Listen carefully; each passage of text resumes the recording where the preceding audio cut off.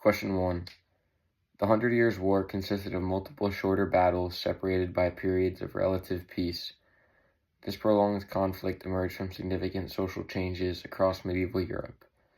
Initially, the Church had prevented major conflicts between European kings by uniting them under a shared faith. However, as religious unity weakened, national identities and economic interests gained importance, leading to disputes between England and France. Page 206 to 207. Question 2. Yes, Joan of Arc was burned at the stake, though not directly by the Catholic Church. Her execution resulted from a mix of political ambition and the actions of a church official acting independently. King Charles VI failed to defend Joan, while Bishop Pierre Cauchon of Beauvais, who had strong ties to the English in Burgundy, pursued her trial and execution to advance his position in the church hierarchy. Page 208. Question 3. The Western Schism was triggered by shifts in nationalism and politics within the church. After decades of French influence, Italians pursued for an Italian pope, going so far as to invade the conclave. The cardinals appointed Italian Pope Bartolomeo Pregano, who took a strict approach to this role. This led to the appointment of a rival anti-pope, Clement VI, which caused further division. With different countries aligning with different popes, the schism lasted over 40 years and weakened the church until it was resolved by the conciliar movement, where a council was empowered to depose rival claimants to the papacy. Page 210 to 212. Question 4. St. Catherine of Siena shared with Pope Gregory XI a vision she believed to be from God, urging him to return to Rome. Her message resonated deeply with Gregory, who had kept his intention to himself, leading him to believe that her vision was a divine affirmation of his own desires. Page 210 to 211. Question 5. Yes, conciliarism began at the Council of Constance, aiming to end the Western Schism. The council asserted that the collective councils of the entire church sometimes held more authority than the Pope. This approach successfully concluded the schism.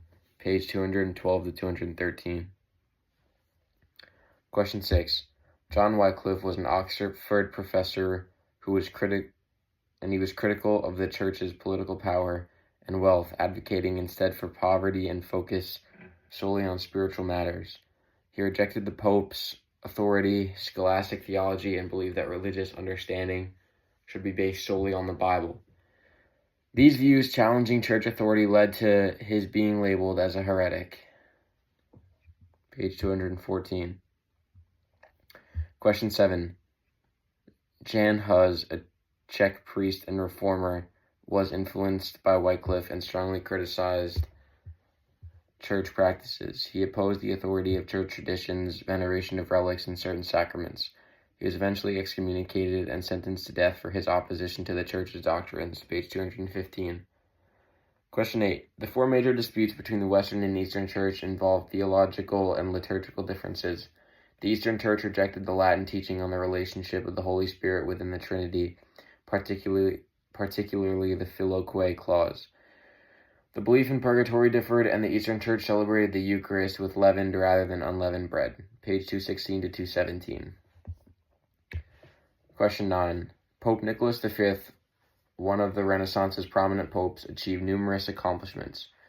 He launched a major rebuilding program in Rome, established the Vatican Library, and encouraged growth of humanism. Brought stability and peace to Italy and expanded the Vatican Palace. He oversaw the restoration of many Roman churches and supported artists, promoting cultural growth. Page 226. Question 10. Humanism is an intellectual movement emphasizing education's role in moral development, aiming to create a more virtuous individual. This movement drew on classical Greek and Roman learning. Yes, humanism is evident in painting and culture, where artists focus on human experiences, emotions, and individuality. Page 224.